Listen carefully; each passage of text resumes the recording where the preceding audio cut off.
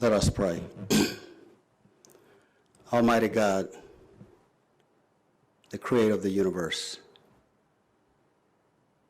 every living thing that are seen and unseen, you have created it for your honor and glory.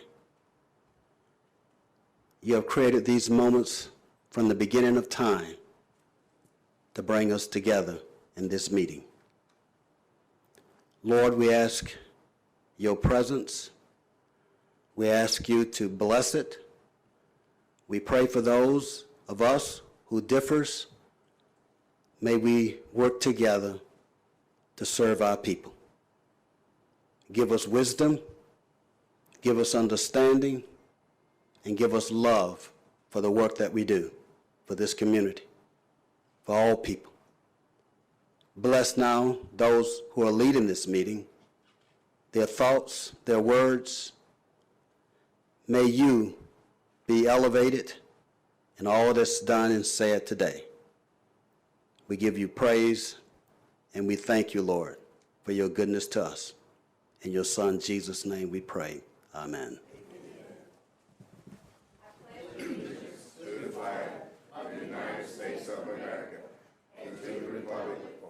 Stands one nation under God, indivisible, with liberty and justice for all.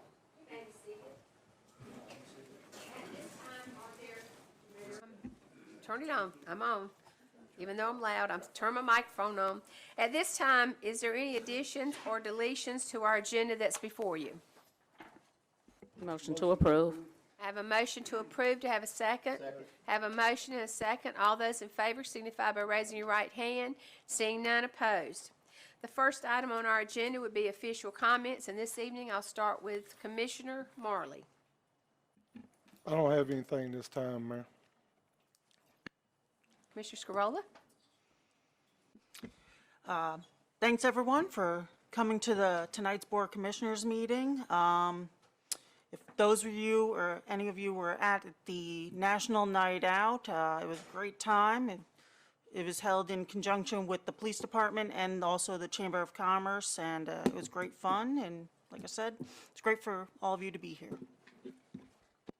Mayor Pro Tem? Additionally, I'd like to thank everyone for being here, and I would just like to thank Christ Worship Center for their back-to-school event that they hosted for the community this weekend. And also, while we have a full house, I wanted to announce, I'll talk about it in my report, but the Hope Mills Prime Movers are doing a back-to-school drive with the Hope Mills Chamber on August the 24th. They're collecting school supplies for classrooms for Rockfish Elementary, and they are in a special need for marble composition books. So if anybody would like to donate to that cause, please let me know. And then I would like to thank everybody who organized the public safety, the ribbon cutting for the public safety building. It was a really nice event. Thank you. Commissioner Mitchell? Good evening, everyone. Thank you for coming out. And as Commissioner Scarola said, National Night Out was a huge success. It was great to see all the families and the children out playing and enjoying themselves.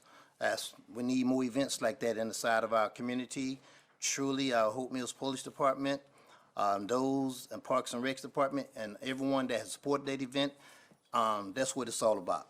Being involved, supporting our community, and most of all, supporting our youth. Because let's face it, they are the ones that's going to be leading us tomorrow. So again, thank you all for being here. And before I forget, check our websites, different ones. There's a lot of events going on around the community.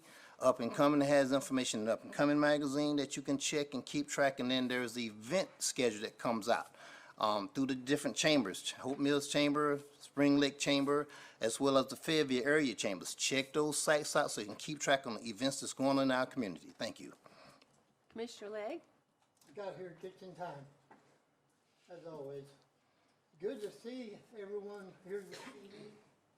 I see a lot of familiar faces. It's good to see you guys coming out. I want to thank everybody for the prayers, the cards, phone calls during my pacemaker surgery. It meant a lot to me to know that I had this town staff and this town board behind me all the way. Thank you again. Appreciate it. Glad to have you here, sir. I would just like to, we've spoke about National Night Out, but I want to commend Chief Dollinger and our police force for their new program, Walk with a Cop. It started this morning, and you would not, I can't even imagine what the citizens are thinking, because some of them that walked by before they were grabbed by somebody and asked, could we walk with you? What's going on? Why are all these policemen right here? But it was this morning it was a great event in that our police officers walked with people, the people asked questions. I walked with people, and when they asked me things, they were basically asking me about what our new policeman chief is like, and then we could always go find him and introduce him. So the good thing is, this Walk with a Cop is going to be tomorrow afternoon also. They're doing it twice, 2 days in a row, and then they'll come back and do it again at the end of the month. This is something that we're hoping we can continue, and I know one of the comments this morning was, could we do that in the neighborhoods too? Could we let the neighborhood know in advance so that they would not be wondering why the police were there, and let the police just walk and talk in the afternoon? So again, I commend you, Chief Dollinger. National Night Out was super, but this morning was just another time that I think we're building those relationships in our community. So thank you. All righty, next we have presentations, and after this presentation and after any presentations, if you want to make comments, you can if it's related to that presentation. So I just want you to know I've got quite a few that signed up under public comments, but if you want to speak at the time of this presentation, then you may come at the end of it and identify yourself, and then what I'll do is then I'll remove your name off public comments. If you're on public comments because of some other reason, then you'll have that opportunity when we get down to public comments. So our first presentation is from the Hope Mills Youth Association.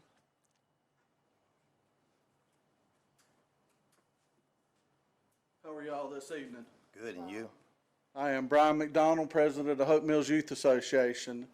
I am here tonight in front of you to help inform y'all to the public and the baseball community's urgency and need for new facilities, more so not new but quality facilities. Currently, we are outgrowing everything we have. We cannot hold and support Hope Mills at the state and district levels because we no longer have fields that meet their minimum standard to host a tournament. So we are running ourselves in the ground. We are the largest youth-ran organization in North Carolina, from 8U to 12U, period. And currently, we can't even hold a district tournament here because we don't have a facility that meets their minimum requirement.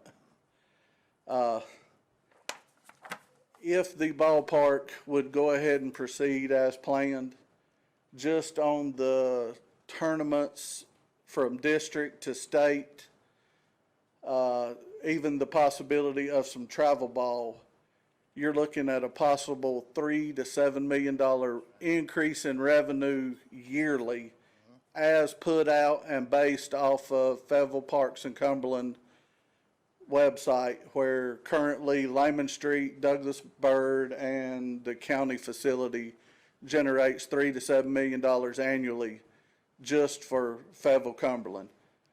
There is no reason that we can't mimic at least half to 2/3 of that number with a new facility. As well, the new facility would allow us to take existing fields that we have here to make soccer complexes.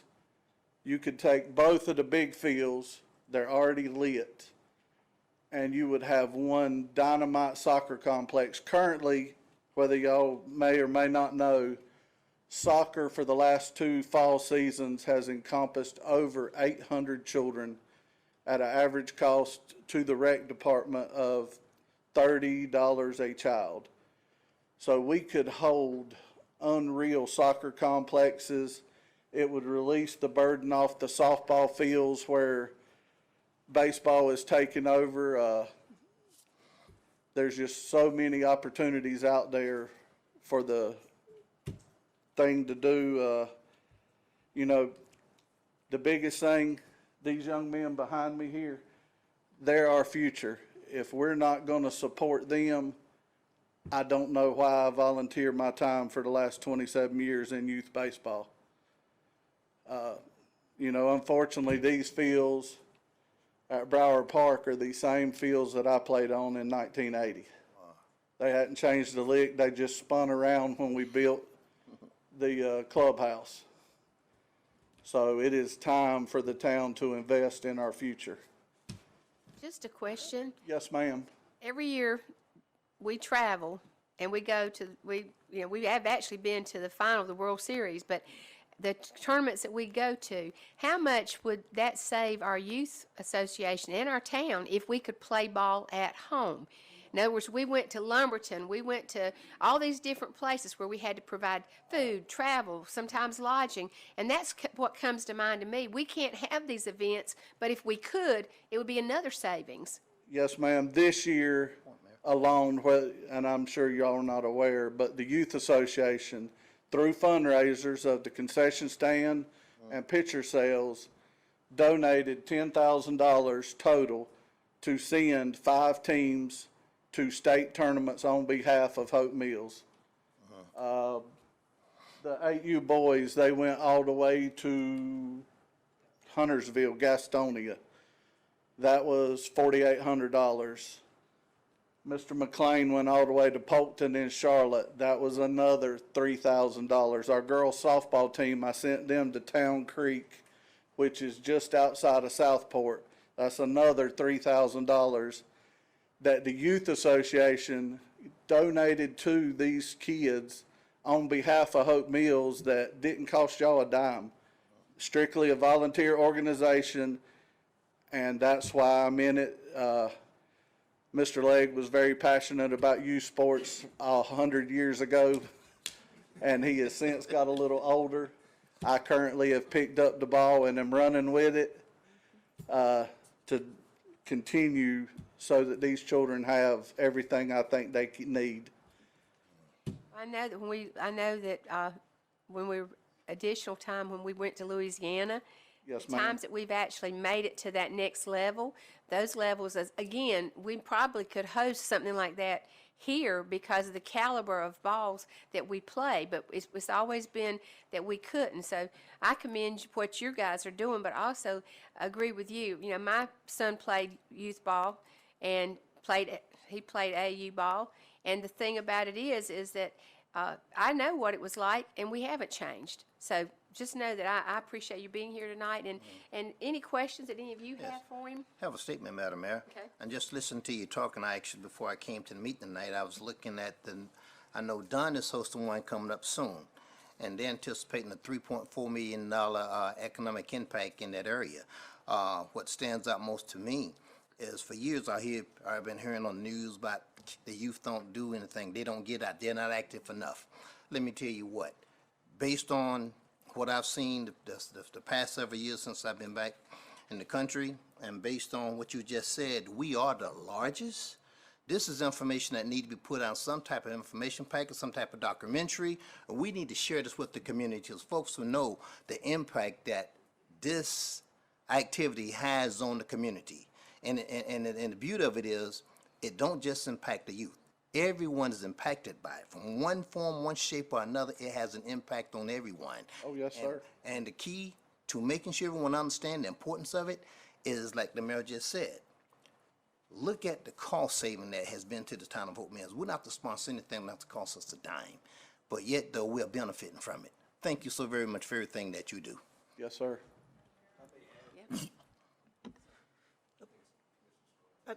I'm sorry, I just had Yes, some ma'am. question. About how many, I was gonna say students, how many children are in the youth association All right.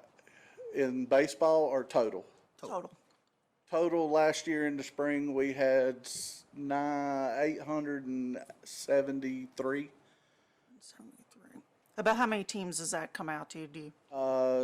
Baseball 43, softball 22 or 3, and excuse me, I didn't have the softball numbers readily No available. worries. And that is not counting, wrestling or indoor soccer. Simpay. Okay. All right, that's all I had. Thank you. The only comment I had was the projected growth. We're supposed to be at 50,000 people. By what year is it? They're forecasting that within the next census. I think one thing I just heard Mr. McDonald say, if we're talking about 60 teams, how many families is that? Yep. And that is a significant amount of people. And I love this presentation because I play baseball, but there is a narrative we need to make sure we understand that we govern the 22,000. We don't govern a group of people. There are people that may not be into baseball, but what we can see tonight, there are people, and this is not this year. This is every single year I've been to the town for about 10 years. There's about 5 teams in the state championship or these playoffs. But the mayor said it. Imagine if they're playing at home. Oh, it's, Imagine they get to these families get to watch their kids playing in a Hope Mills tournament. That's what I'm getting at. That's there. It's amazing when they travel with them. So if they were home, if they were home, can you imagine the noise we could make? And being a former cheerleader, I can just see it now. We would have, the stands would be full. So intimidation factor would be there also. From the economic development standpoint, how many other people will come watch them play? And now all of a sudden you're getting your sit-down restaurant. Now all of a sudden you're getting your high-end retail because all these people are flocking to Hope Mills. When we did that economic development study, and we're talking about millions and millions of dollars that we're leaking because if you want to go somewhere to get a pair of shoes or to get a upscale restaurant like Carrabba's, you got to go into Fayetteville. Imagine if we are building something that is drawing all those people here. It's the domino effect of everything else that's going to come. When you take 60 teams and you bring all those people, now that's 60 of our teams. Imagine you talking about a tournament where other regions are coming here as well. Where are those parents are going to stay? Where they're going to eat? That's what I'm talking about from an economic development standpoint. When you said 60, I wish to DeMarco, 60 teams that are ours. That's the message, like we really said, we need to keep pushing this message to let people know that there is a major desire for baseball at Hope Mills. you know, I'm passionate about baseball, but even our fall program, Mr. McLaughlin, is over 800 children this fall. Wow. That's soccer, driven solely by soccer. And by the complex being there, it allows us to transform and give that 700 children a soccer complex with. And I will tell you, additional costs. one of those 700 kids is named Madison McLaughlin. She got signed up last week. This is her second time playing soccer. I actually was talking to her coach this morning, and so I want that message to be loud that our Parks and Rec program, in terms of sports, in terms of activities, we're talking Heritage Park, you're talking about the lake, you're talking about the track, splash pad, the golf course. There's something for everybody in Hope Mills, no matter what. When I was at National Night Out, I was talking to somebody, and look at the diversity of the crowd.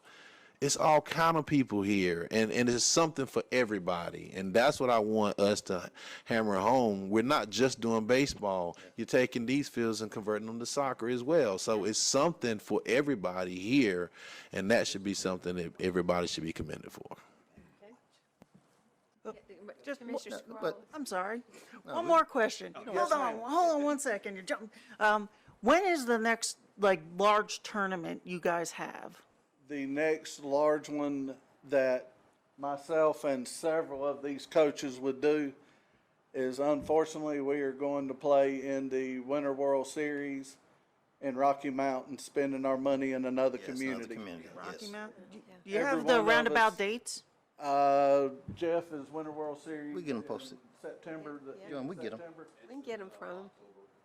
Okay. Yeah, if we can get that information, 'cause, I have no Yes, life, and so my I could always go grandson see. actually won the 11U Winter World Series last year.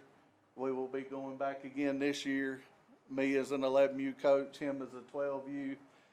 So we go outside to play ball year round, and we spend our money somewhere because we don't have the facilities. Okay, thank you. Commissioner? Yes. Yes, sir. I want to think. As coaches, as teams, there's one piece that we all have to keep in mind that helps. And I just made a commitment to some people last week. I do not want to have to listen or hear about another kid committing suicide. I don't want to hear about another kid threatening to commit suicide. Baseball, sports, recreational is an extended family. And when they know that they have another family outside the family where their turmoil is in and at, and when they can come out here and be embraced by you all, that right there is an everlasting impact on that child's life. So we have to invest in our kids. We have to invest in our community. We have to invest in a quality of life so that we can help turn these numbers around. So for every child that can come to you and say, I need help, coach, that's one success story that we can share with somebody else. I'm done. Just something that I want you to know in our youth association and all our baseball teams to know. Our Parks and Rec department brought to us 3 concepts. It was put on our agenda. There was a presentation. This board voted for concept 3, which is what is out there, is what we're going to look like. This board supports the sports complex. It's already been voted on, and we're working on moving forward. So just know that we're catching up with people being negative now, but I think they're being negative. They should have come before us when that was on our presentation and Parks and Rec presented it. We had an opportunity, just like we do tonight, for other people to speak, and no one, it was crickets, no one came. So just know that you've got the support, Parks and Rec Department and this board. And Commissioner Legg? Thank you, Madam Mayor. I consider it an honor to have served with the youth. Turn your mic on. Right You here. have to push a button. There you He's go. old. I'm usually loud enough, they don't need a mic. I'll start over. I feel personally honored to have served with people like yourself, Mr. McDonald, Adams, even the retired police officer. And I appreciate everything. Mr. Marley was in that group. I know that we have LaMarco, Megan, Maxie, those people working behind the scenes to make sure that we have what we have. And trust me, we don't have what we need.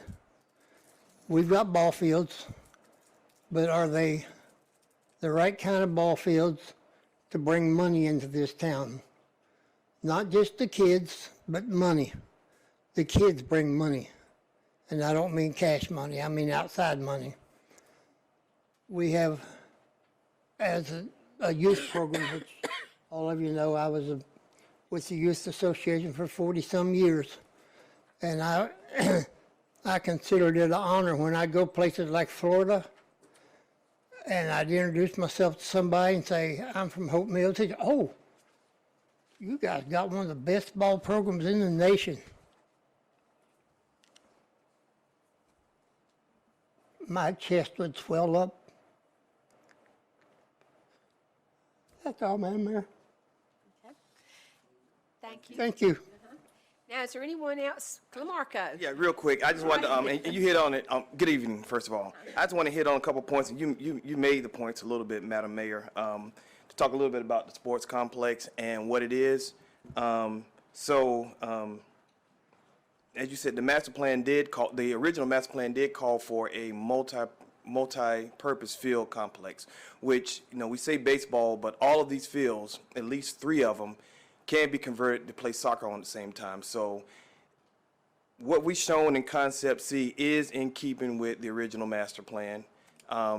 Another thing is, we're not taking the full 97 plus or minus acres for the golf course, just for the sports complex. Just as the master plan showed, we are only taking about 25-30% of the acreage, which is precisely what the master plan showed. And so doing a sports complex does not take away from the passive things that showed in the master plan, the botanical gardens, the trails, the access to the creek, the amenities, the shelters. All of those passive type things are still in the master plan and are shown spatially on Concept C. So those are things I want to put out there because of some of the information about the fields taking up the entire golf course, which is not. It's still in keeping with exactly what the master plan showed. So. Yes. I know one of the concerns that I've heard is people concerned about the walking trail currently at the golf course. Because they're concerned about that interfering with it. Also, with that new construction, we have to make that walking trail become ADA compliant then? Well, it depends. It depends. Well, the way the trail is now, it is ADA. It is ADA. The whole thing's not, and it's not required to. Last time I checked by statute, but a large portion of it is, and it's identified the ADA pieces. With this, we'll still keep that portion of the ADA access, so that's not going to go anywhere.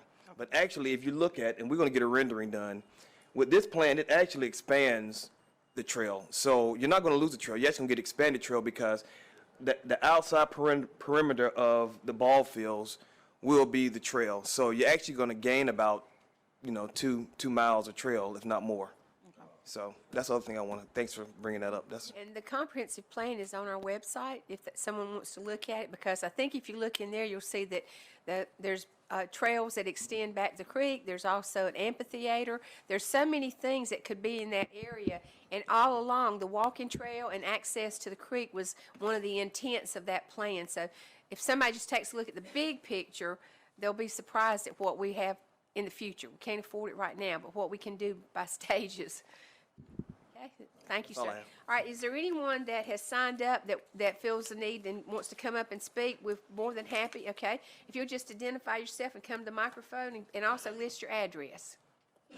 Thank you for having me. Name is Tim Locklear, 5554 Heather Street, which is right off Golfview. First of all, I've been here all my life, played sports, and I'm gonna go straight down to nitty gritty. I played football mainly, a little bit of basketball, and it's a crying shame that I played football on the same field I'm 58, this is in 78 that I played it, that my kids played on, which have graduated and they're in their 20s and 30s, and there's not much change.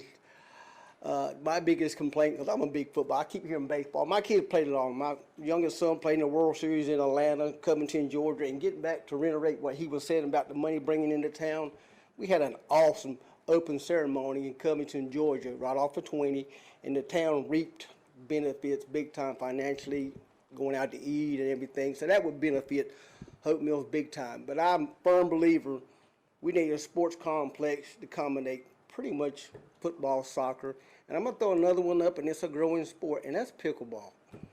Pickleball, it was on ESPN today. I'm like, wow. I mean, that's revenue tournaments and stuff. I found out today, I think someone reiterated that Dunn has got the 2025 AA Dixie Youth World Series next year. I'm like, wow, little old Dick Dunn. And Hope Mills is a big name. Hope Mills is a big name under baseball, but we have football, we have soccer, pickleball is coming, but we need a sports complex. When I coached sports, it was the biggest deterrent, because my passion is for the kids. The kids are our future. Without our kids, then our future will be nothing. So I give all I can to the kids and all that. And the thing I complained the most of my days of coaching football and basketball is I couldn't give everything that I wanted to give the kids in coaching because I was limited with the facilities I was given. Football, some of you football guys, people know, we had to practice at Hope Mills Middle School softball field, 2 teams in the outfield. Football, granted, I couldn't even get 50 yards to. I remember those days. It was trying to teach kids, and I don't understand. It's 100 yards, and really anyway, it was difficult. Basketball is another one. Coached it for years, my kids and everything. And when you get a half of a half court to coach basketball, it was not enough. Now, baseball is another thing. We had the facilities, and at that time we had to go find fields, church fields to practice on and stuff like that, especially preparing for the World Series and all that. We had to find fields to practice. I had to find fields to practice football on. But bottom line is, I've been here over 50 years, and I played with coach with some of the greatest ones to play with. Some of Mr. Leggett knows some of the ones I played for. Colin Dees, Bing Cole, Pat Lucas, developer of townhouses. So those were my coaches and all. I would love to see these guys' name on one or two of those fields or a football field who I could play football for. There were some great guys. Well, now, let me ask Mr. Morrison, aren't those fields that we have in the sports complex, can't they be converted to soccer and football? Isn't that what I saw, the way the outfield can be converted? So the sports complex, that's why it's called sports complex. Right. The 4 fields are great for tournament, but they also, the way they're set up, and I guess that would be something else we probably need to explain to people. Football can be played there, and of course, if we redevelop this out here, soccer could be played over here, and this could be the soccer facility, and then the football and baseball would be up there. But I know that that's what they talked about, was that we would have, those fields would be convertible. Yeah, and I've been to Lumberton. Lumberton has a nice facilities. We played at Pembroke, has a great facilities. Red Springs, Rayford, on 211 have a nice one, and I'm like, well, Dunn just got one. I'm like, why can't Hope Mills, the biggest around, still cannot get with the program? I mean, we're a growing town. We are. I remember there was one red light in this whole town. It was down there by the lake. That was it. That was no restaurant but Pizza Hut. And we have grown mindedly, as you folks can see, but our program hasn't. Even the basketball court over here, indoor court that is, we can stand for a couple more of those, just play our sports in and practice in. But that's it. That's pretty much it. And I thank you guys for your time. But I want to get back into coaching. I have a grandson, 4 years old. He loves sports. And the way I left the program, which is a good note, but what we had to practice with was not very enticing to me to come back. But he's 4 and he's getting there, and so we got time. I definitely want to get back into coaching, definitely coach him. Thank you so much. Thank you guys for your time. All right, is there anyone else in this group that'd like to speak? Okay. Good afternoon, everyone. Madam Mayor, Reaver Hallwell. Y'all seen me before already. 3905 Rockin' West Road. Basically, I just want to reiterate what you're saying. I play sports, of course, y'all can tell. But the thing about Hope Mills, what we got to all understand is the distributing of information. A lot of problem I think we're having is because we got information, but not everybody's getting informed about the information.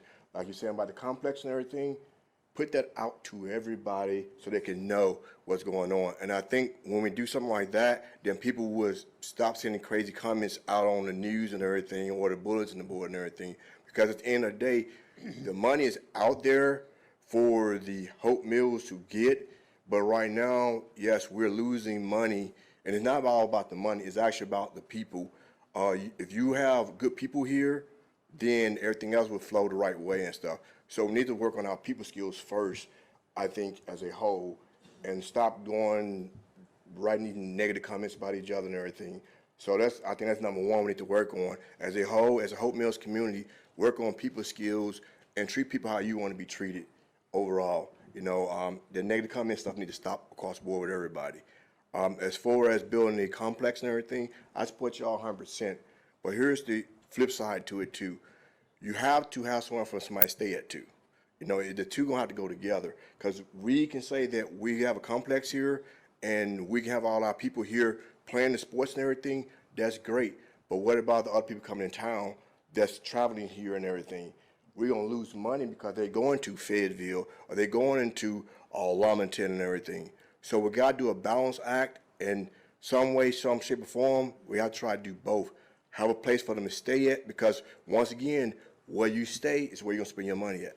So you can be at a complex here, but guess what? In the morning time, they want to eat breakfast at their hotel, which is in Fayetteville. In the morning time, or after, in dinner time, they want to eat where they staying at, which would be in Fayetteville or Lumberton. So you're losing out money. So we got to work together to get it all together and have the place for them to stay, have them place for them to play at, and then guess what? At the end of the day, everything comes here then. So I just ask everybody to continue to work together and support the mayor and support you guys up here. Because once again, I mean, when everybody say, if I'm in that chair, I'm in that chair, you always say what you would do, but you're not in that chair. So until you get in that chair, support the person who's in that chair. That's all. Have a good day. Thank you. Thank you. Okay. How you doing, everybody? Jeff Sports, 1449 Thoroughbred Trail. I grew up West Fayetteville, went to Westover High School. Back in the day, I knew two things about Hope Mills when I was smaller. At a lake, had a good baseball program. That's all I knew about Hope Mills. The reason why? Because back when I was growing up, there was no travel baseball. There wasn't no Legion baseball. It was just rec baseball. So when I made the All-Star team, if we wanted to go to the state, we had to go through Hope Mills. Most of the times, we didn't beat Hope Mills teams. They beat us. They put a whooping to us. So growing up, and that's all I knew about Hope Mills, a lake, and they had a good baseball program. The older I got, obviously, I got up, put myself through the police academy. I came to Hope Mills Police Department in 1998. Retired a couple years ago. When I came here in 98, I've seen a lot of changes from 98 to now. A lot of changes through the town. The growth of what they were talking about.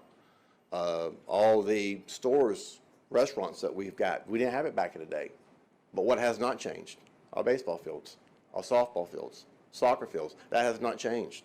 Everything around this town has changed except for that. And I am here in favor of the sports complex. I coach. I'm wearing my soccer shirt because it's soccer season for rec. I coach baseball. I've coached soccer. I've actually coached 2 soccer teams at one time a few years ago. I enjoyed it. I enjoyed being out here. I enjoyed it with the kids. I enjoyed talking to the parents. And of me being on the police department, riding through the town and stuff through the years, you may not know this, but a number of families moved here just because of the baseball program, of talking to them. You know, we would get to talking, especially people in the military. I would talk to them. Why are you guys here? Well, we heard you had a good baseball program. Where are you coming from? Georgia. Where are you coming from? Florida. They're moving here just because of our programs that the word has got out, like Mr. Legg said, and people in Florida that he knew. So when it comes down to the final vote, and I think Madam Mayor said you've already, please, I'm in total support of it. I enjoyed it here. My son played baseball here. My son played soccer here. Now he's at Hope Middle School playing soccer and baseball for them. And I want to touch on a little bit of the travel. I coach travel baseball now with my son. I've gone all around in the last couple of years of North Carolina, South Carolina with my travel baseball teams. I was just in Town Creek this past weekend playing the sports complex. The money, the people that came in that place this past weekend was unbelievable. The money's there for us to make in return. Spoke to a friend of mine who works at another Parks Rec department, and I asked him, I said, how much do you guys charge for a travel team to come in to use your fields? He said, normally we charge per team $100. So if you get 50 teams come in, you do the math. Not only baseball, but softball. Softball's getting big in travel too. So once you build it, the old saying, they will come. These travel teams will come, and that's where you're going to make a lot of your money, also with the rec. And I just want you guys to consider, and again, you guys have already passed it, I'm assuming. I'm a big supporter of it, but I'm 57. I played at Briar Park when I was my son's age. That's something I would cherish to the day I die. He's played at Briar Park, and I played there too. I'll take that memory until the day I die. You know, and that's something, it's these memories. As Mr. Legg's been here 46 years, 44 years, you got a lot of memories of this place. Coached 42 years. I played on Briar Park. I've played it at these big fields when I was younger. They haven't changed. So just keep that in mind. And again, I am here in support of the sports complex. Thank you. Thank you. Okay. May I ask a question, Madam Mayor? How many of you people came here tonight and you're in support of a new baseball stadium that will meet national standards? Sports complex. Well, the other complex will go back here, but it's capable of handling them all. I think that right there shows us what these people need for their children, for our children, and for all you guys that I coached with and all you former coaches here, including all of them. Maxie, you're included in that bunch too. I thank you very much for the memories. Thank you, Madam Mayor. Well, anyone else? Yes? She should come on down.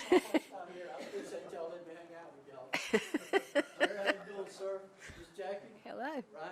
I think your sister played ball. Oh, I'm sorry. I'm Sonny Seymour. I live at 3415 Litland Drive. Please don't build no motel behind my backyard. I'd rather have a ball complex. This is my 33rd year of coaching. I've done it all. Boys, girls. I love the girls. I love my softball. That's when I always hear about baseball. I don't leave my softball out. I think Molly played 1 year with me. Yes. Misty 1 year. Yours never played with me. I never seen them much. Anyways, I'm here to support the Youth Association. I was on it for, I'm not a big speaker. I like speaking to the kids. Most of them ain't listening, so it's easier that way, right? We're listening. Yes, sir, I appreciate you. So thank y'all for having me. I'm all about a complex. We just did the sub-district with the girls 8U, 10U, 12U in Hope County. Been to Lumberton, been to Pembroke. They got amazing fields. And they're some of the brokest counties in our state, is what I've been told. May be wrong, but they got some nice ball fields. Dave Jackson did real good, Hope County. He done real good. I would love to have that back behind my house. I will help work with y'all on that. I will help do anything. I got soccer practice tomorrow. We just got done with softball, the middle of June. Now we're doing soccer. All these guys I know, I was on the board, 13, 15 years? I would never be on it again. That's too much work. Before they built Jack Britt, Grace Creek School, we were averaging 100-some teams. Boys, girls, softball and baseball. Soccer weren't big at the time. Matter of fact, Caldwell and a bunch of them, Ledford, they're like, well, that's a communist sport. I didn't know nothing about that. But my grandkids play it, and I coach it, because it's gotten big time around here. We had no facilities. I've got to go up here and practice on a little bit of land with 2 other teams Wednesday. It's too hot to do it today. I want to be here with y'all. So yeah, we don't have a lot of room still. I've done this 33 years. I helped build the clubhouse over here, fields 4 or 5. I worked 3rd shift 6 nights a week building tires. I retired from Kelly Springfield with 34 years. 1 more year, I'll be tired of what I worked building tires. Mom and Dad got sick. I stayed home to take care of them. It is what it is. Life goes on. But I'm still coaching for free. I love it. That's the best therapy, best pill anybody can give you. You talk about needing school stuff, the children. Everything else is the children. This town is about the children. Anyway, I'm all for it. Y'all got my vote for that. Anything else? But yeah, so Thank you, sir. thank y'all so much. Thank you, Mr. Seymour. Okay. Anyone else? Yes? Okay. Huh? Yeah, this is the last one. Laura This is off this list. Hello. I see Bob sent you out. Bob sent you out to work for him again, didn't he? Laura Adams, 6461 Anderson Street. We're right outside the city limits. That's why I never knew if I could come speak with you or not. So I thank you for letting me come tonight. We are here, in fact, for the sports complex. We do want it, and everyone that has spoke ahead of me has gave exceptional reason to why we need it. It's about the kids. It's about them socializing. It's about them learning new skills. It's about them being in an environment where it's positive. Not all kids get to go home to a positive area. At least at the fields, they get that extra security of the positive, and they get the friends and families from all around, so their family becomes a bigger family. Now, with that being said, and doing that sports complex, that is the best thing in the world because we do need the fields. We need the extra for all the kids because there's so many kids that don't get to play on a good field. My concern is don't associate it with that hotel. The hotel is not associated with the sports complex. We can do that sports complex without it. I've been here and doing this since '97, and we have coached for many a year. We have gone to the playoffs, and we have gone to different areas. We've had to stay in hotels, and they were not right beside the complexes. And I'm going to tell you, I've heard that this hotel was an extended stay. That is your worst mistake ever, because we took our kids thinking that we were going to a safe hotel not this year, last year, and we spoke with them and we told them we have 7- and 8-year-old kids. We need a safe environment for them. So we went on words from associated with Dixie Youth saying that this would be a good area, that it was only 5 minutes from the field. We went there. We were terrified. Some of the people checked out and went to other hotels because it was like an extended stay. They had people living in those hotels, and the things going on in the parking lot, you could not let the kids go out there. So if you've got something like that built right beside this complex, it's going to be dangerous for the kids. We have been to Clarkton. There is this, a little home area beside it. Been at Clarkton playing on those fields when gun violence broke out, and we had to clear the fields at Clarkton. Now, you put a hotel beside a sports complex that's going to bring in a lot of riffraff, what do you think is going to happen? You're going to be endangering everybody at that complex.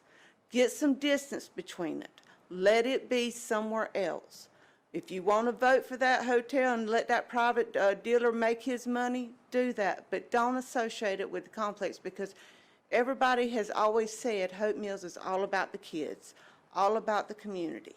Well, if you are, show it when you vote on that, because simple fact is you are putting those kids and families at risk with a hotel that close to a ball field, that close to a residential area, because those kids don't stand a chance if riffraff comes in. Thank you. Thank you.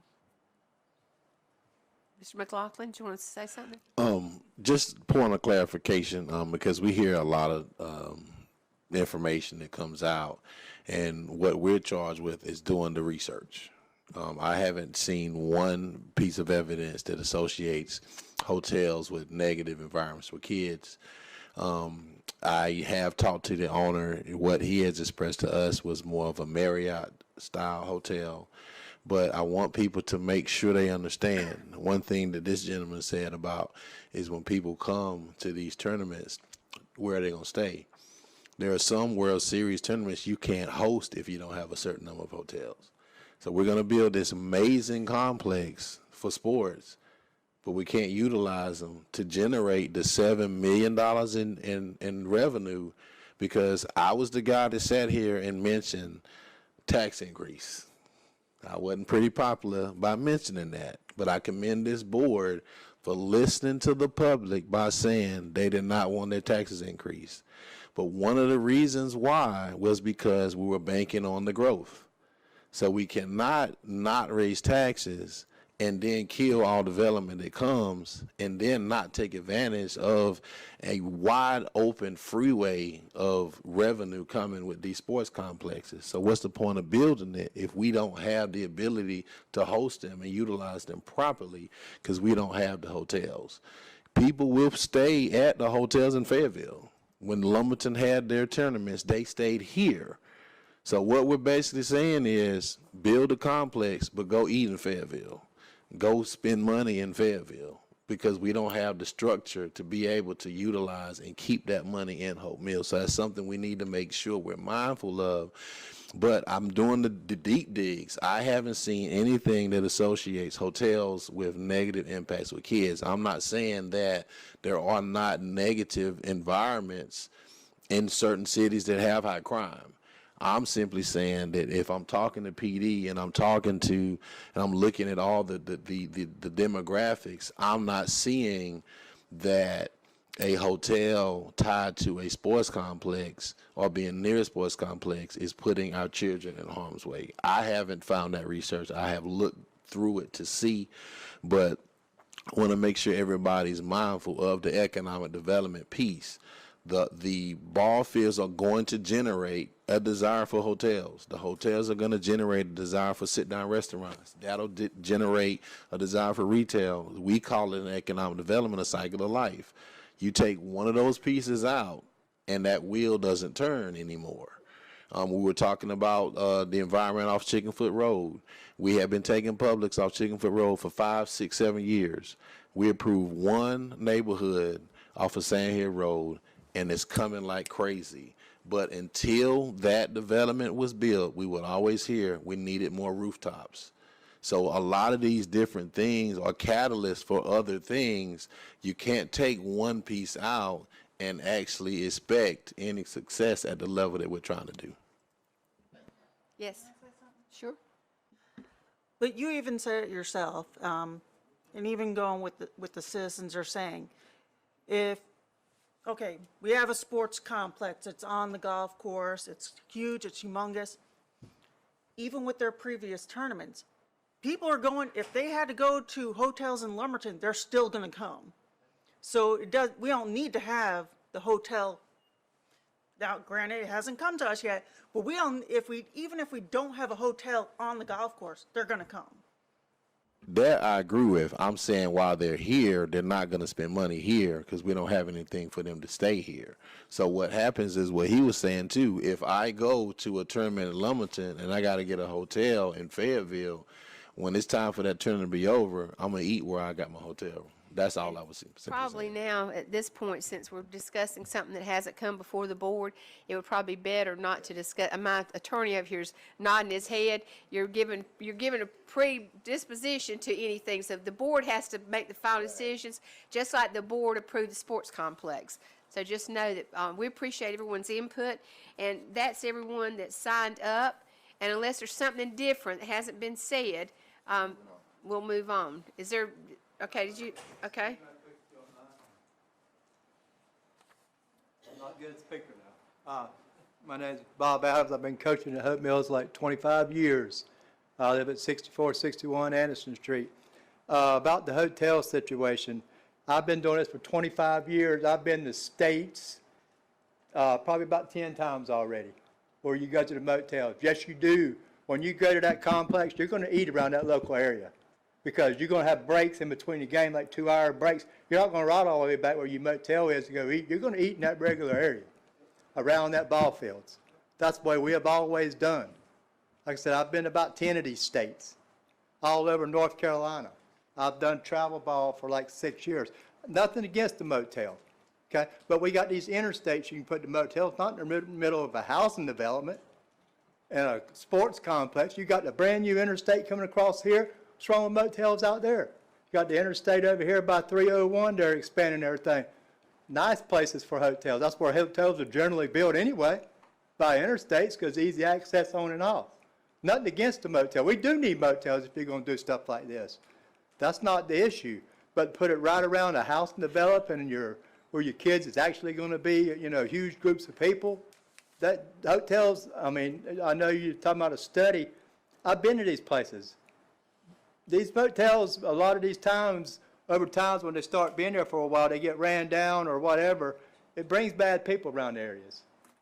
In general, it really does. Like last year, we went to Leland. People were getting arrested in the parking lot of the motel. We sat there and witnessed it. That's why people were checking out. You don't want to bring stuff around that right in the middle of your house developments. By the interstates and things, that's probably fine. I mean, like I said, I've done this for a lot of years. I've seen it. There's nothing, you do need the motels. Like he said, you really, really do. If you're going to bring that many people, but they're going to eat and they're going to shop around Hope Mills when you do it, period. Just because you ain't got a hotel right there at the ballpark don't mean they're not going to shop and eat. They do. They hit these Walmarts. We go to Walmarts and stuff. get stuff, take back to your motel with you and stuff. That's the way it's always been. But thank you, and I appreciate your time. Thank you, Bob. I'm sorry. You good? All right, we're good. We're good. We gotta move forward. All right, the next item on our agenda is a presentation that we have received this honor. This is the 4th year. I want to commend not only our Finance Director, Drew Holland, but also our Finance Department. This Certificate of Achievement for Excellence in Financial Reporting, that means that everything we do, that it's audited, every kind of financial things that we're fortunate in, we're not faced with them finding things wrong. They just continue to find things right. So we commend you, Mr. Holland, and I know you have something else to say. Well, I was just going to say thank you for that, but getting this award every year does speak not only for the town, but for the finance department that we have here at Hope Mills. I have a great staff. They do a great job. We're in the midst of closing out last year now. The auditors are going to start. They're going to be on site toward the end of this month. And then we're getting all the work papers together and everything that they're going to need probably the next couple of months, and hopefully have you a new report toward the end of October, early November. But like the mayor mentioned, this is the 4th year that we've received the Certificate of Achievement for Excellence in Financial Reporting. It's the highest honor we can get as a finance department for a municipality. And just to show you one of the biggest differences that is versus just your regular financial statements, which is what we produced prior to getting the award, is in the very back section of the document, you have what's called the statistical section. And what you have back there, in light of all the transparency that everybody wants to see now, you've got a 10-year comparison of all the main numbers that make up our financial statements. It's easier to read than going through the actual financial report, but you get to see the last 10 years of several different categories of the town. There's 19 schedules back there that have a lot of good information in it, and it takes a while to put all that information together. So that's one of the things and advantages of having and applying for the certificate each year. Another thing that we get with the certificate is not only does the state have to review and approve our financial report, but you're getting the National Governmental Finance Officers Association having a review of your financial report. And what they do is each year after their review, they send a list of suggestions that you could do to make your report better for the next year. Some of the suggestions that they make may be required. Some of them are just in the form of a suggestion. You may want to consider this. And then it also reminds you of the updates of changes that are coming down the road for your financial reporting. So each year, every time they make a suggestion, I try to implement that into the next one. And then that helps also with the award too, because if you keep pushing off their suggestions and not doing them, it could affect award in future years. So that's another reason that it benefits the town and our financial reporting, is getting that feedback from the national organization on suggestions that you can do for your report. So I was just going to say if there's any questions that the council has. Any questions? No, but I want to be the first to thank you for all the hard work that you guys have done toward the budget each year. Not just this year, each year. 4 years in a row.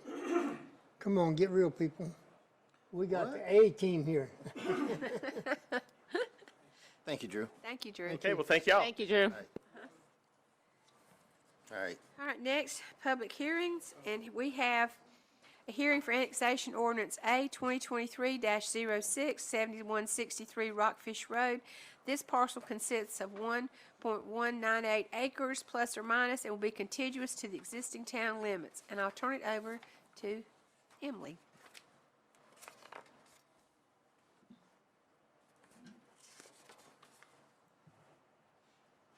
We can be done in 10 minutes.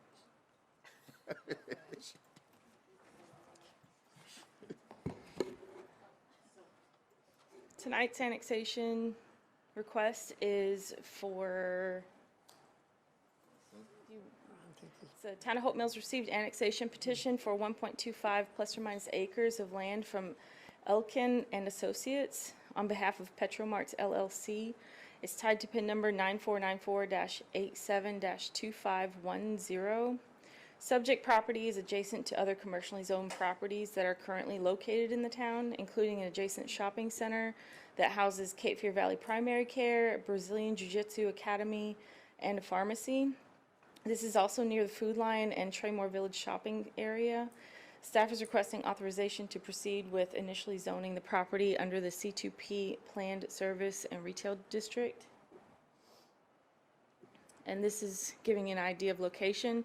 Subject property is highlighted in yellow. And as you can see, all of the businesses that surround it.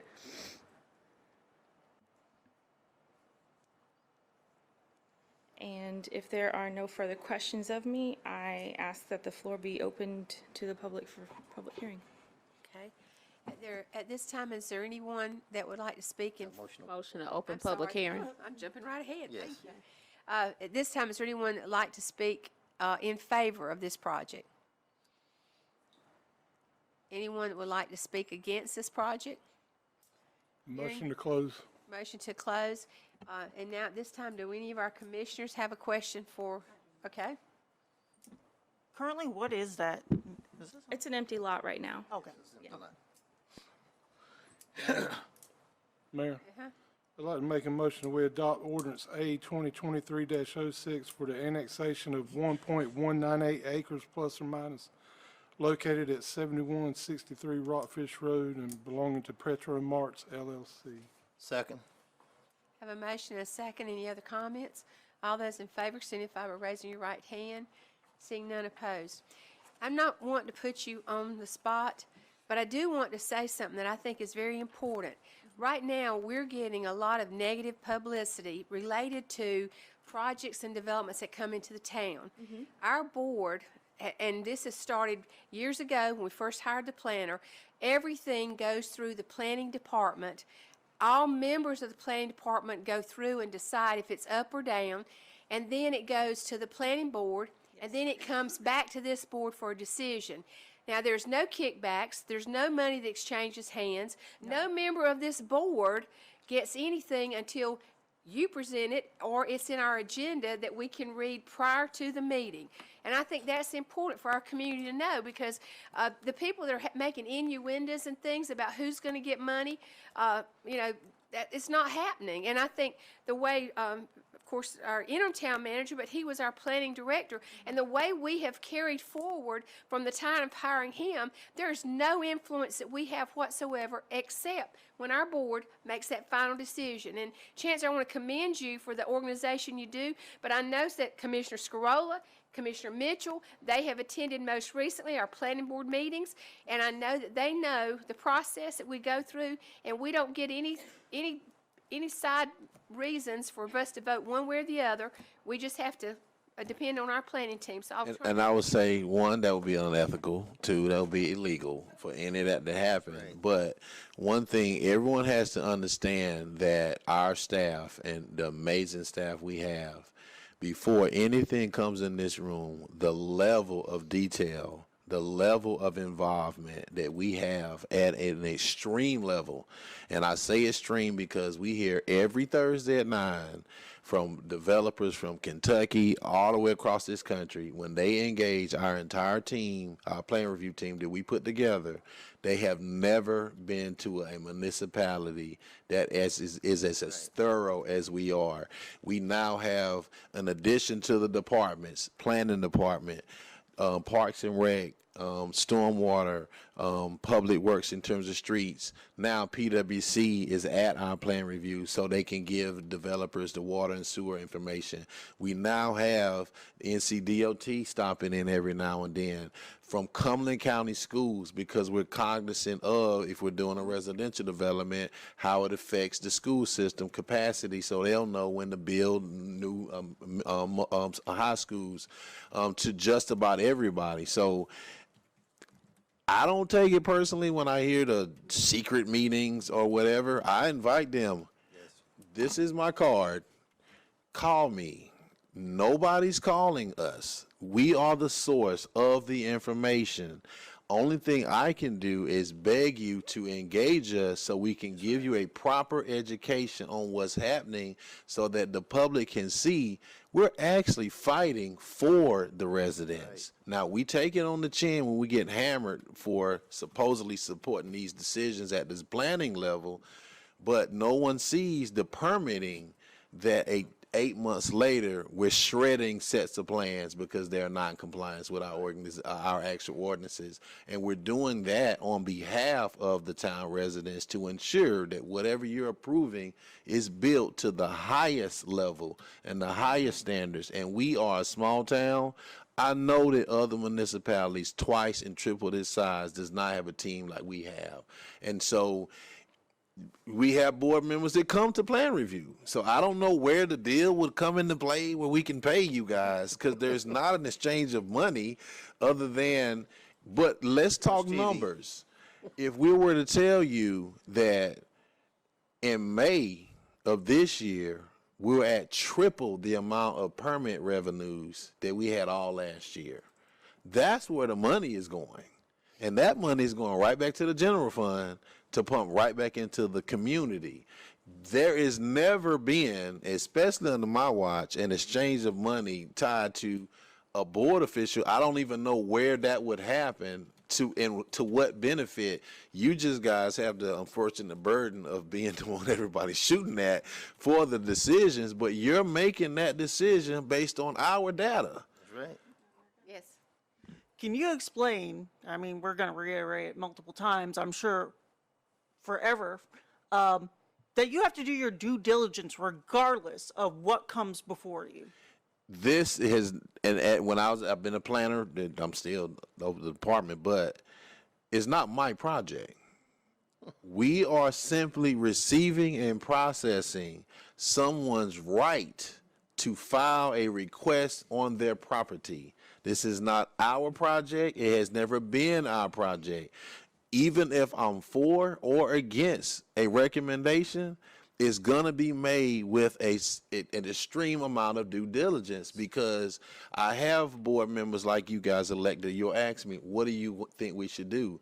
I joke back and say, you don't pay me to tell you what to do. You pay me to give you the data so you can make the informed decision, so we can all know if it's in compliance and the recommendation is approval, or if it's not and the recommendation is denial.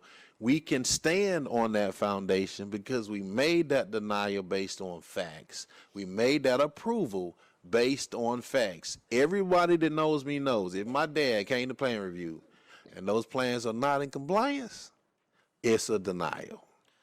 Period. There is no, that's the only way we can remain objective, because we're married to the code. We're married to the state regulations, and all of us as department heads, we take this stuff very serious.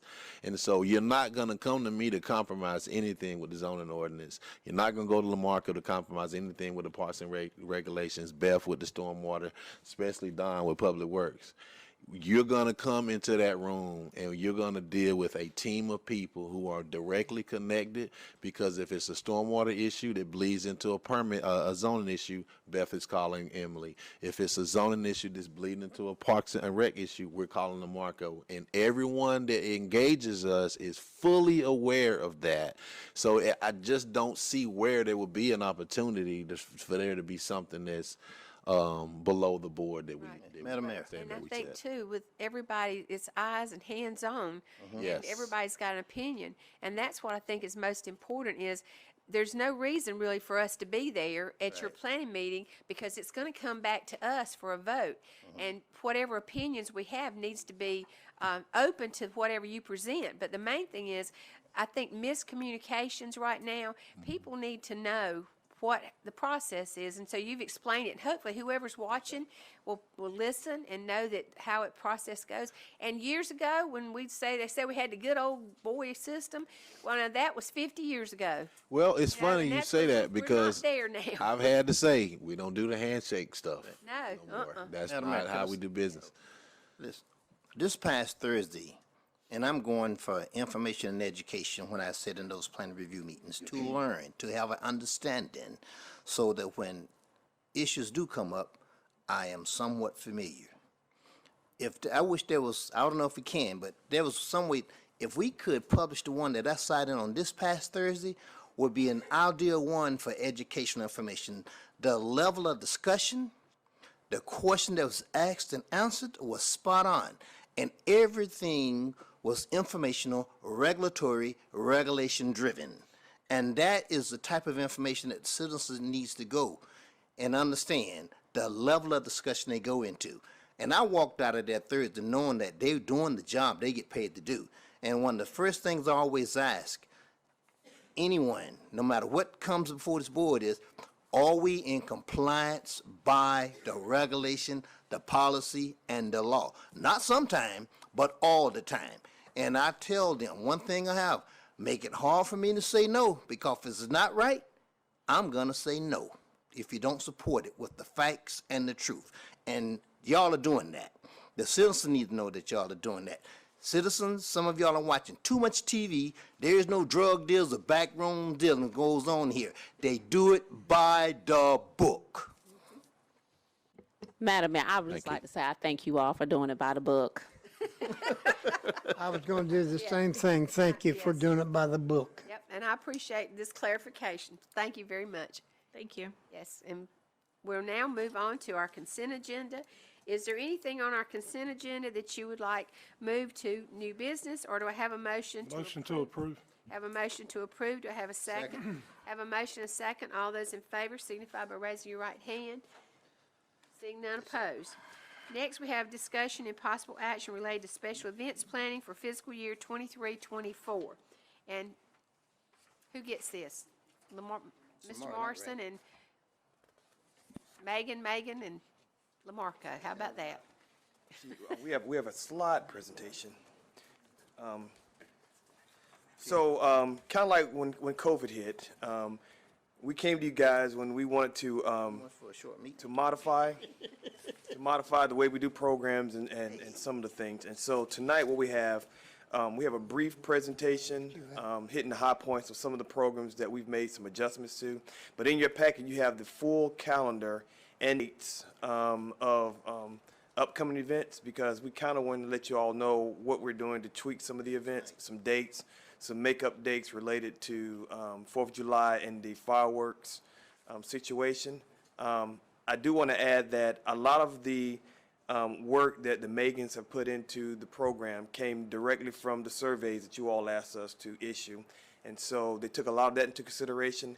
And we also took it to the Parks and Recreation Advisory Board, and they supported it unanimously. So we did vet everything through them. And so tonight what we want to do is kind of give you an idea of what we're thinking about as far as the fiscal year calendar for events, and get some kind of guidance and your thoughts on what we're planning. So with that, I'll turn it over to the Megans. Higgins. Hey, Cougar.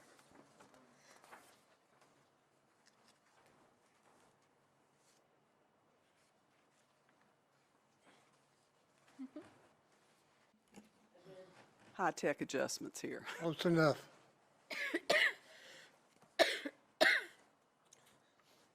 Slide just a little bit to the left.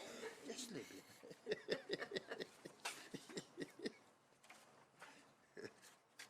All right, so the first event that we're gonna talk about is Trunk or Treat. We're gonna do it again with Rockfish Elementary this year. I met with the principal and she's excited about it. Registration for the trunks for that event will open up on September 1st. I personally would love to see more town involvement as far as like town departments, commissioners, committees. I really want to, like, this year going forward, I really want committees to kind of be a part of our events. I don't want them to feel like they have to do their own thing if they don't want to. I want them to, I want to work together. I want us to all get involved. So that's the first one that's coming up pretty soon. Veterans Day ceremony will be the same like it is every year at the Veterans Memorial Park on the 11th. Christmas events, the first couple are going to be Christmas at the Lake. That will take place on December 1st with our tree lighting ceremony, music, food trucks, Santa picture, photo op opportunity. The following day will be breakfast with Santa, similar to last year. It will be a catered breakfast, also an opportunity for pictures with Santa. Our Paws and Claws pet pics. That's something new that we introduced last year, and it seemed to go really well. So we're going to do it again at the Town Hall gazebo. Photos with Santa for your pets. I want to try and get pet-related vendors to come out this time to kind of support local. Our next event, yep, same day. And then later on that day, we're going to do our parade of lights like we did last year. I thought it was really cool with it, all the floats decorated with Christmas lights and stuff like that. We did talk to the fire department and the police department about renting some light towers for some of the areas of the parade route that were too dark. So I know that that was a concern, so we're going to do that this year. Santa will be on the fire truck. We'll have food trucks along the parade route, and we want to kind of implement some type of float contest this year.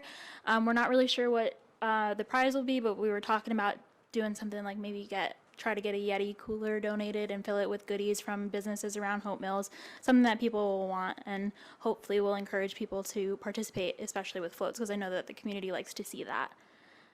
We also talked briefly with Marie Callender and the Parks and Rec Board, and I wanted to bring it up to the Appearance Commission, but maybe we could talk about doing some sort of contest for the houses that are along the parade route, so they could do like a yard decorating contest or something like that. Trying to get all the people involved. And then Santa and Sirens, we did this, I think, during COVID, and we also did it last year too, partnering with the fire department, going around town with Santa on the fire truck, visiting all the neighborhoods. I'm trying to get in contact with Cumberland County GIS to be able to have a live Santa tracker so people could kind of log in. And I know it's possible. I think Southport is the one that does it, and I reached out, or Hilton Head. I reached out to their Parks and Rec department, and they got with their GIS. It's a lot smaller of a town, so hopefully we can do that. If not, I'll be live streaming again, saying where we are. But we're going to do that again. It was pretty fun. And I think we're going to add in another night. Yes, yes. May I ask a question, Mayor? Do you have a starting time for each one of these? No, have not the date. yet. It's to be determined as it kind of gets a little bit closer and we get to meet with the people who are going to be involved more A lot of directly. times We get questioned of what time will that start? Yeah. McDonald So probably the first one to call. I now have access to the calendar on the website, which I didn't have previously. So everything will be updated and all the details will be put on there too. I'm So sure everybody we'll has see it access. before then. Yep. As you move forward closer to the Christmas parade, the start time with the darkness, because it was challenging, and you have to understand that a lot of elderly people love the parade, and I know a lot of them complained about how dark it was. They was unable to visually see, and a lot of them do not drive too much after it gets too dark. So I have to take that in consideration too as we plan. Absolutely. Certainly be me. Yes. What was it? Go back one. But, Madam Mayor, I think Fayetteville's parade is that same morning. So I It actually is. thought it's not on the second, because we're gonna be doing it, if we do it in the morning, we're gonna be overlapping doing our parades at the same time. I think evening time is good. I like the evening time. Yeah. I'm just saying, We can adjust it maybe by like 30 minutes or an hour. Yes. To make it a little bit Evening more. time. I like the evening time myself. And last year was the first year that we had done an evening parade. Trial and error. And we can touch on this, but we did put a survey out after Independence Day celebration, one of which was a broad survey for all events, and then also one specifically for Independence. So a lot of this is taking what the public gave us as feedback and implementing it in ways that meets, the broader sense of people's suggestions and feedback that we were given. With the Christmas parade at night, like I said, last year was kind of the first time we tried it, and we really didn't push like lights and decor for nighttime things. So that's going to be like that's why we're going to call it Parade of Lights. Like it's going to really be the focal point of the parade. And it's something different that no other municipality surrounding us offers. Yeah. So trying to differentiate, make people come to us. Santa and Sirens, I think former Chief Hodges and his wife are gonna be Santa and Mrs. Claus again. Yes, we've already got them marked for calendar when we figure out those dates. But Yes. they're in. So this is like the first new thing that we want to do. It's a new spin on Easter in Hope Mills. We want people to have an open mind. But a big point of contention with our egg hunt every year, and not just our egg hunt, but a lot of egg hunts, is that kids leave in tears. parents get way too involved, and there's not really anything that we can do to prevent that, unfortunately. It is a huge, we have a ton of people come out, and there are about 6 staff members. We can't hold the parents back. So something that we're looking up and researching, and we've seen from other municipalities, they've gone this route, and it's been really positive, is a more relaxed version of our Easter festivities. So think of like a trunk or treat, but Easter eggs on a larger scale. So it would be in the, what I'm envisioning is in between the rec center and town hall in that field, kind of where Pet Fest happens, having sponsored tables and tents, whether it be a town committee, a local business, a town department. Everybody can have their own thing. Someone can do a craft with the kids. Somebody can do face painting. Somebody can have cornhole. Somebody can have like different spring activities. So it's more interactive and it's a lot less relaxed. It's more of a come, mosey on through, go to what you want to go to, have food trucks, petting zoo. And they would have the Easter eggs. Right. You done sold us already. Absolutely. And Motion to approve. and we're also going to do the pictures of the Easter Bunny as well. So we'll have that opportunity. that. That's excellent. I like that. I got a question about that. There we go. Sure. So to avoid the same kind of issue with the crying children, is there like a registration? So once it hits a certain number, they're like, we can't support any more additional children? It would be open, and it's kind of like a eggs last as long as they do, but there also are going to be different activities. It's not just going to be about the Easter eggs. So if we run out of Easter eggs, there's still face painting and a petting zoo and different games that you can play as well. So it's just a more relaxed version. With the variety that you have there, I can assure you, the interest is making kids happy. And you had me at making kids happy. Yeah, absolutely. I know, it was heartbreaking watching those kids leave sad, but this is some inspo pics that we've found from other municipalities. Yeah, I think it'll be a really positive experience for people. Yeah, I think we talked about that with Keith. Like he would. Already now. They'll keep talking. I'm talking about the project. He was talking about doing some hay rides. So, all right. So we're up to spring trucks and stuff. It was a huge success this past year. We've had nothing but positive feedback about that event. Not only was it a good time for our families, but it was super educational in a fun way. So we want to do that again. We want to kind of combine it with a food truck rodeo. We had some food trucks there, but kind of like get a DJ. It was the first run of it, so we know what we want to change for next time. But we're gonna do that again the first Saturday in May, and then our Memorial Day ceremony again. Ooh, go back.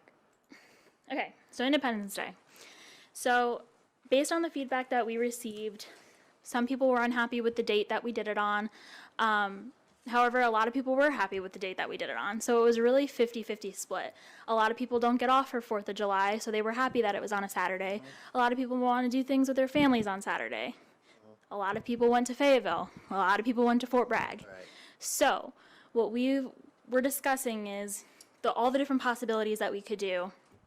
And with the fire department and Lamarco, and we talked to the P&R board, we came up with the idea of having our celebration the Saturday prior, so that way we can still celebrate. We're not celebrating on the same day as other municipalities. We're not necessarily competing with their events. And then for the people who still want something to do on the 4th of July, we would have our parade that morning. Because people did not like that the parade was in the evening because it was too hot. So that way we're kind of like appeasing both ends of the spectrum in that way. Still celebrating on the 4th of July with something, but also having something on a different day than the other municipalities that are right around the corner. I like that. Those of us who are in the parade will thank you for having it in the morning, because we were all dying. Yeah. And I think it gives you, and we looked up, no other municipalities do an Independence Day parade, so it's something that other people can come to as well. It's something nice you can do, and then you're celebrating with the town, but then afterwards you can still do something, whether it be going to the other municipalities or celebrating with your family. So that's our idea. We hope that you'll like it. If you want to go to the next slide real quick. I was going to mention something too, is that we 2018, we encouraged all the people on the lake to decorate their piers, Yes. 4th of July, and then we had even one resident that had a boat that they put out there with all this stuff on it, and it made a big difference because that made them buy into it. Of course, when people would come down on Main Street in the parade, you could see those that are right there on the lake, but that was something that went really well. We had a contest. We had a contest. We had a contest, We went out with Chief Hodges in Yes. our boat, and we selected the winner. And so we were out there Yes. on the lake with the boat. But it made a difference because they bought into it, and that also, I don't remember what the prizes were, but we had a little trophy for the winner. But that's just a thought because that ties them into it also. Yeah, absolutely. And then potential for things for kids during our celebration. I know that was something that a lot of people were asking, what's for the kids. Unfortunately, our playground splash pad was not open. We were expecting it to be. But next year it will be. We also looked into doing different things like face painters, a balloon artist, a bubble artist, pony rides, petting zoo, light up, toy vendor, and carnival style games. Do not hold this to me. We have a budget to work with, so we will do our best to get as much as we can. But those are just some ideas that we came across. And as far as this past year, I know that the rain, did its thing, but we couldn't really prevent that. So what would happen would be if we did have to reschedule the fireworks due to rain, mind you, it would be totally up to the discretion of the pyrotechnic company, and they would do everything in their power to set them off that day, whether that be moving the time earlier or later. But if they could not set off the fireworks the day of the celebration, we would use July 4th as our rain date. Already established. And advertised. So It's a backup plan. being able, because it would, if we did the celebration on the 4th and we had to do a rain date, you're having fireworks after the holiday, people aren't as excited about it. So that way, if it's prior, it's the way to kick off the celebrations. And then if it does rain, we can do the fireworks on July 4th. I like it. Real discussion. Yes. Real quick, back to the trunk or treat. Are we limiting, because I know the town was always buying candy. Are we still doing that again this year? Yeah, because we were there for hours. We can buy some, but we cannot buy what we normally do. And I did let the principal know that she was going to reach out to her PTA to see if they can use some of their funds for candy.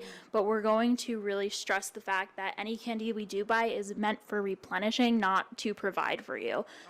Every trunk that's participating is going to be, it'll be necessary for you to bring candy. If you don't bring candy, I'm probably going to turn you away.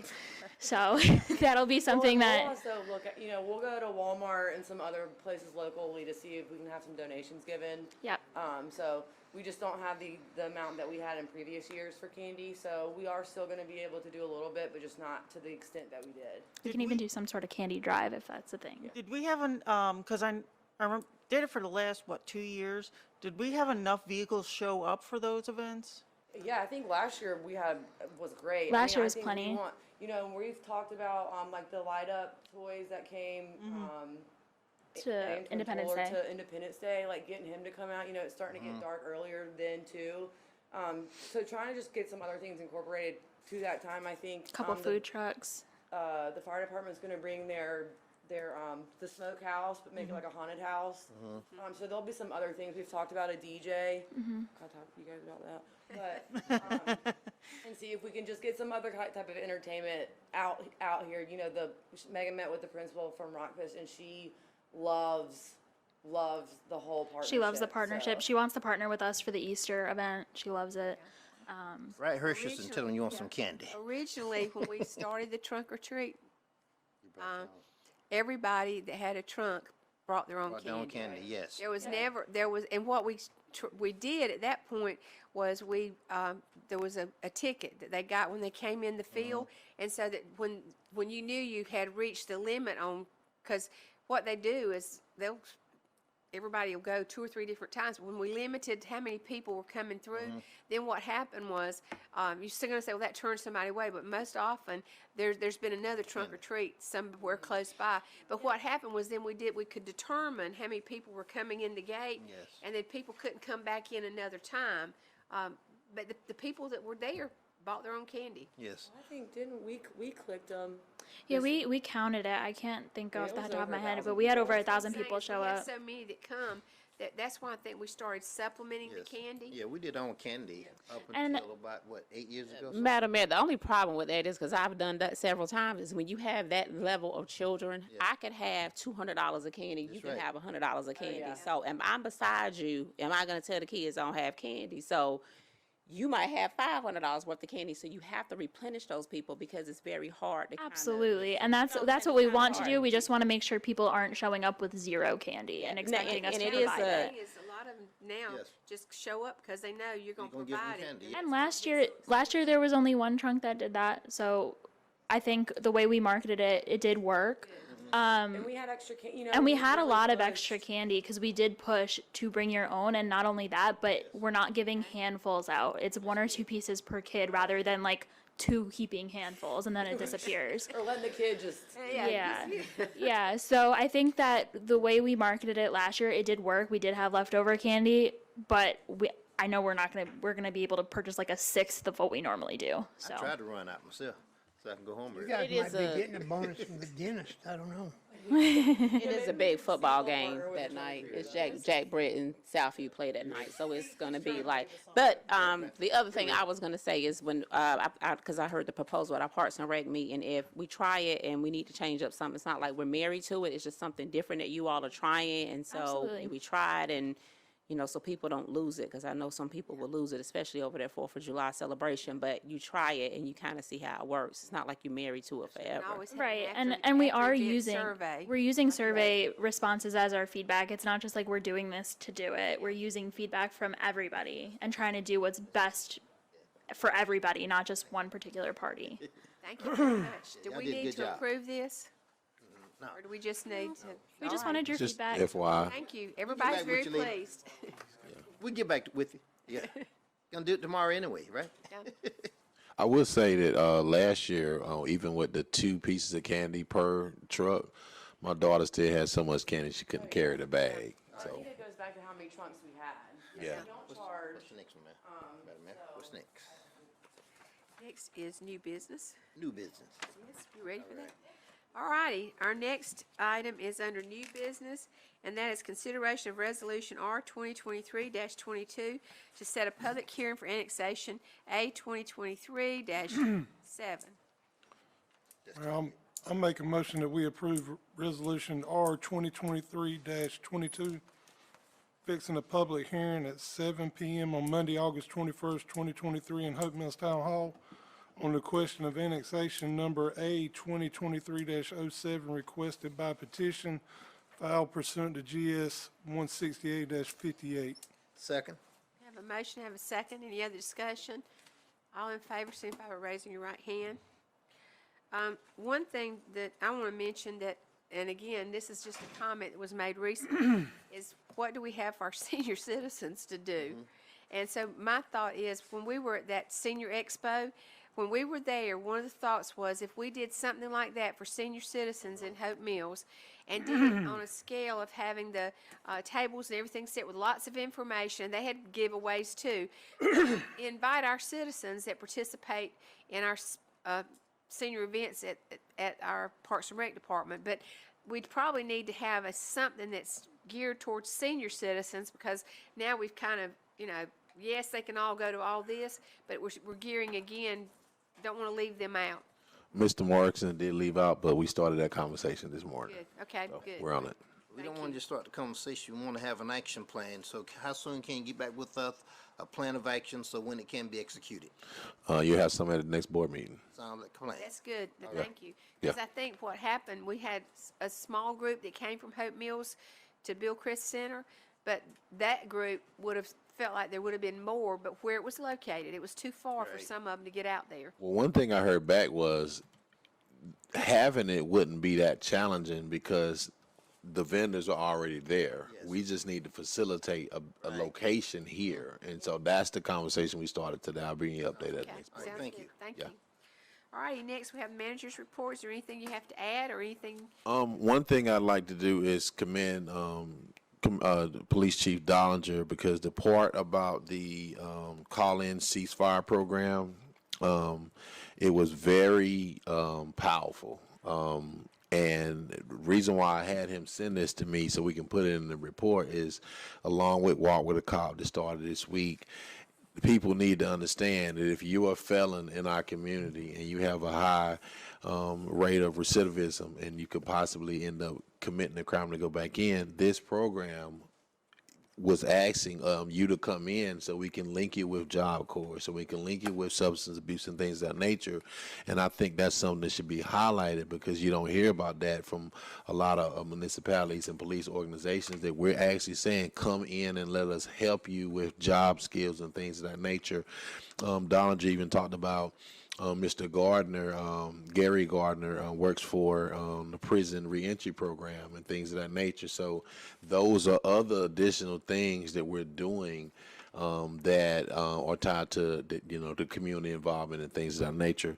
But I also wanted to highlight the second page, because now the manager's reports are 2 pages. The second page is now a projects update. They're broken into 3 categories: residential updates, where we're giving you the updates on the current subdivisions that are under construction at Hope Mills. We're giving you the commercial update sheets. What's the status? What's the status of Wawa's? Culver's has submitted. But we're also giving you the Heritage Park Phase 1 update. We're giving you the splash pad update. We're giving you the sports complex. So what I want everyone to understand, there is a significant amount of, pun intended, chatter around, and I want these managers' reports to start becoming the source of information for the general public in Hope Mills. If you hear some stuff, go to the manager's report. If you have an idea or a question about a project, go to the manager's report. These managers' reports will continue to be enhanced, because they're going to start probably in a couple months having hyperlinks. So if you were to actually see the sports complex in the manager's report, you may have a link to the master plan. And so they're going to continue to evolve, not to sway an opinion, but just to become a source of factual-based information. And if there's anything deeper than that, then you can call our offices. But that's what I wanted to highlight for the manager's report today. Have you been getting many phone calls, period, about people with questions for this? No. But I check regularly, and I give my cards out significantly. If someone comes to talk to me, I tell them, give it to everybody in your neighborhood. Tell them to call me. I'm more interested in the education piece. I've talked to some of you about re-engaging Citizens Academy, because I think that we have a responsibility as leaders to educate the public and just to let them know that we do this every day, and so we're experts at it. But you don't have to be a subject matter expert, to use Greeley's terminology, to just have a basic level of understanding. But I want to hammer home, come to us and engage us, so you can be provided with that information that's all researchable, verifiable information. So it's not my opinion. I'm just here to try to get you the facts so you can make an informed decision. The way we give you guys information, I want the public to have that information as well. Madam Mayor. Yes. I want to take this time to say thanks, Chancellor, because I think for months we've been talking about getting to the state on the manager's report. I think Commissioner Skrola kind of asked for something like this last year, and she never got it. And so thank you for bringing this to life. Thank you for making this information available to any citizens. And also, citizens, you have any question about anything about which town is ran, if you contact me, I'm going to tell you right now, I'm going to say email the town manager, email the other elected officials, so we're all on the same sheet of music, just in case they have more information than I do. We can share it collectively together, and we all getting to the same destination together as one team. And we have done that as this board, and we continue to do that, because one thing I can say about this board, we might not all agree, but what we do is get behind and support the decision once it's been made. I will add too, the reason why we changed it to more of a graphic and a PDF is because we can pull it out of the packet, and and I want to make sure everyone hears this, every board meeting we have, the very next morning, Go to the Town of Hope Mills NC Government page on Facebook. You'll see this manager's report posted the very next day. Go to our website. You'll see it posted. We're pulling it out of the packet. So in case you're not on the Sunshine list, you can just go to our website and go to our social media pages, and you can get a copy of this full report. I'd like to add, the packet contains it as well. It goes out every Thursday prior to a meeting, so you don't have to wait until the day after. That's if correct. you want to That's read correct. the manager's report. All righty, thank you. That's it for me. All righty. Any questions for Mr. McLaughlin? Everybody good? I do have a comment. Talking about the program, and I talked to Chief Dollinger about it, a National Day Out, and people talking about the programs for the seniors. We kind of did that when we did Hope Day. We didn't have good participation. But if you model that same thing, you bring those same resources. We had that entire rec center full, every room full of resources for seniors, veterans, youth, everybody. So I would just probably recommend that if we do that again and have support and participation, you got the blueprint. Just Ultimately, we could just re-engage that and enhance it. So the blueprint is, that's why I said it wouldn't take that much to accommodate that. It's more of the vendors are there, the facilities we just have to engage it. So it wouldn't be something that would be a daunting task for us to do. But you're right, we did do that with the Hope From project. Mid-Carolina Council, I have all the information for everyone that was that one, and everyone there, to include for veterans, everyone there was directly related to seniors. And, I mean, it was amazing, and they all came with something as for seniors and something to give away.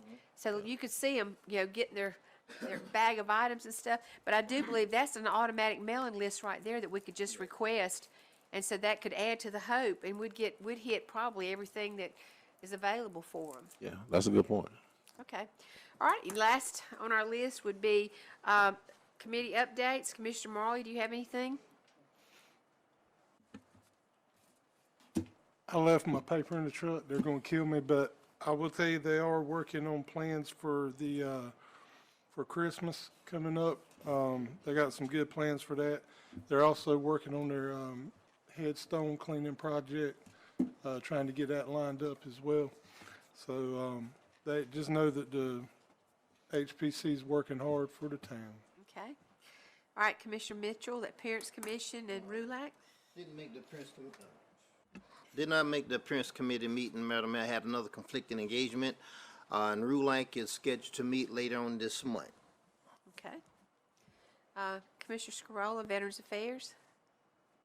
We did not have a meeting this last month, so we have one upcoming, but we're changing the date. I believe we moved it to Friday because of the Thursday evening is conflicting, so. Okay. Okay, Mayor Pro Tem, Parks and Rec, and Prime Movers. Prime Movers, as I mentioned, they're doing a back-to-school event and a networking event with the Chamber on August the 24th. Unfortunately, it is the same day that we are having the DOT meeting here, and they are collecting school supplies again. If anybody wants to donate school supplies, you can get with us. We'll give them to a classroom at Rockfish Elementary. They are also getting with Mr. Mitchell on August the 31st, where they'll be providing food through the Alms House, and they wanted to plan a movie night at the Hope Mills Lake. So they've been working with Fayetteville PD and Mrs. Gray at Big T's to try to see if they can get that organized.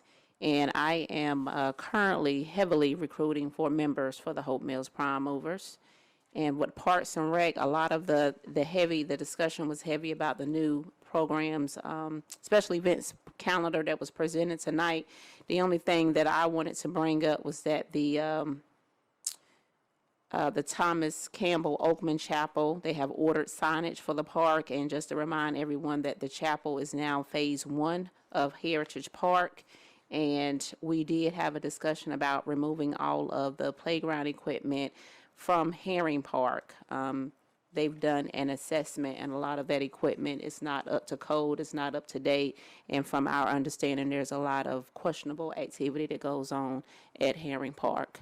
So we did have that discussion, but other than what's in your manager's report and what has been discussed tonight, there was no other new information. Okay. All right, the first thing I have, Mayor's Youth Leadership will start our recruitment the day that school starts. I'll be meeting with the principal at Jack Britt, Brace Creek, and Southview, and the goal is to let them apply rather than have the sponsors select them. Let the kids apply for it, patterning it a little bit more after what is done with the Fayetteville Youth Council, and they've kind of a sister to ours. Mid-Carolina Council of Government, I wear two hats there, but the event that they just held was also co-sponsored by Senator Val Applewhite. It was not only well received, but Bill Chris Senior Center was available, and that's where it was held. So it was kind of exciting about getting to see that facility. However, it wasn't large enough to accommodate all the people that were there. But that's their most recent thing. Senior Tar Heel legislation, they have had some good results, but they're waiting on the budget. Right now, everything that relates to them and the things they've asked for seniors, it's the budget's holding it up to find out the exact amounts that they would get in their programs. FAMPO, good news from FAMPO, and this was sent to Parks and Rec and also to Public Safety, is this year there is $22 million, and it's called the LAP funding, and this is being worked with by a consultant, and we can apply for that funding. They've got a process of how it's going to be done in the application, but we can use that for something such as not only the golf course, but anything that would mean that you could move people. So if we want to do something like Rockfish Creek Trail, like they do the Cape Fear River Trail, that's something that's possible. And we do own land in other places along Rockfish Creek that this might work, and then we could pattern again after how much you would need to pay for legs of it. You wouldn't do it all at one time. And then, of course, the things that we're looking for, putting sidewalks in places that like near schools to make it safer. And I just commend Don Cisco, Director of Public Works, because he's been working on some things along that line. But there is money, and we just need to apply for it, and we can't sit back and wait. So those are things that can be done with it, but there's a lot of choices this time because there's so much money. And the good news is, which we haven't talked a lot about it, but we have, and Dr. McCray and myself were very involved in this and thought we had it go for this year, but they are looking now closer at doing a bus line and using some of this funding for a partnership between Cumberland County and Fast Bus Line, so that we would have that express line around Hope Mills, and then with a way of getting from Hope Mills to the mall. And that would mean that then they can transfer there to other locations. But that's the routes established, it's just funding. So that's another thing they brought up. And then we did not have a meeting with the Federal Common Economic Development Committee, or we haven't had one in a while. But we did have Mayor's Coalition, and at that meeting, they did give us an update on all the development and all the projections of developments in Cumberland County. And of course, it's very well noted that a lot of the development and a lot of the economic development is taking place in Hope Mills, but the big developments are taking place out at Exit 41. And that would be including those big buildings that are being built to specs so that they can put people in them. And that's all that I have. Staff comments. Yes. I would like to thank everyone for the phone calls and the well wishes over the death of my brother. He was my baby brother, so that's kind of hard to talk about. I got calls from just about everybody on this board. Comments from people like the McDonald's back here. And by the way, we thank you very much for what you're doing with the youth program. We're definitely heading in the right direction with that. But I better shut up before I break up. Thank you to the board and the staff for all that you do and for all that we do as a town together. We can be great. Thank you. Any staff comments?